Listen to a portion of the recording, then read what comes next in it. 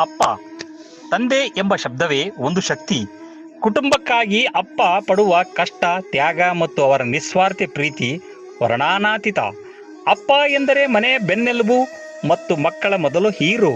ಕುಟುಂಬದ ಹಸಿವು ನೀಗಲು, ಮಕ್ಕಳ ಭವಿಷ್ಯ ಸುಂದರವಾಗಿಗೊಳಿಸಲು ಅಪ್ಪ ದಿನವಿಡೀ ಬೆವರು ಹರಿಸಿ ದುಡಿಯುತ್ತಾರೆ. ಮಕ್ಕಳ ಸಂತೋಷಕ್ಕಾಗಿ ತಮ್ಮ ಇಷ್ಟಗಳು, ಆಸೆಗಳು ಮತ್ತು ವಿಶ್ರಾಂತಿಯನ್ನು ಅಪ್ಪ ಸಂತೋಷದಿಂದ ತ್ಯಾಗ ಮಾಡುತ್ತಾರೆ. ಹೊರಗೆ ಎಷ್ಟೇ ಕಷ್ಟವಿದ್ದರೂ ಮನೆಯೊಳಗೆ ಬರುವಾಗ ಆ ನೋವನ್ನೆಲ್ಲ ಮರೆಮಾಚಿ ನಗುತ್ತಾ ಬರುತ್ತಾರೆ.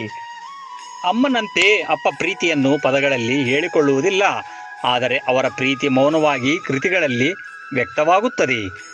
ತಾಯಿ ಮಗನಿಗೆ ಜೀವದಾನ ಮಾಡಿದರೆ ತಂದೆ ಮಗುವಿಗಾಗಿ ಜೀವನವನ್ನೇ ದಾನ ಮಾಡುತ್ತಾನೆ ಎಂಬ ಮಾತಿದೆ. ಅಪ್ಪನ ಬೆಂಬಲ ಬೆಟ್ಟದಷ್ಟು ಆಧಾರ. ಅವರು ನಮ್ಮ ಬೆನ್ನು ಹಿಂದೆ ನಿಂತು ಧೈರ್ಯ ತುಂಬುವ ನಿಜವಾದ ರಕ್ಷಕರು. ಅಪ್ಪನಿಗೆ ತಮ್ಮ ಮಕ್ಕಳು ವಿದ್ಯಾವಂತರಾಗಿ ಸಮಾಜದಲ್ಲಿ ಗೌರವದಿಂದ ಬಾಳಬೇಕೆಂಬ ಹಂಬಲವಿರುತ್ತದೆ. ಅಪ್ಪನ ಪ್ರೀತಿ ಮತ್ತು ತ್ಯಾಗಕ್ಕೆ ಪ್ರತಿಯಾಗಿ ನಾವು ಅವರಿಗೆ ನೀಡಬಹುದಾದ ಅತ್ಯುತ್ತಮ ಉಡುಗೊರೆ ಎಂದರೆ ಅವರನ್ನು ಗೌರವಿಸುವುದು ಮತ್ತು ಪ್ರೀತಿಸುವುದು.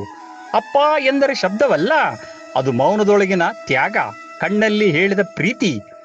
ಅಮ್ಮನ ಹತ್ತಿರ ಭಾವನೆಗಳ ಮಾತುಗಳಾದರೆ ಅಪ್ಪನ ಹತ್ತಿರ ಭಾವನೆಗಳ ಶಬ್ದಗಳಾಗುತ್ತವೆ. ಅಪ್ಪನ ಹೆಗಲು ಒಂದು ಆಶ್ರಯದ ತಾಣ. ಅವರ ಪ್ರೀತಿ ನಮಗೆ ಎಂದಿಗೂ ಸಿಹಿ ಕಾಣ.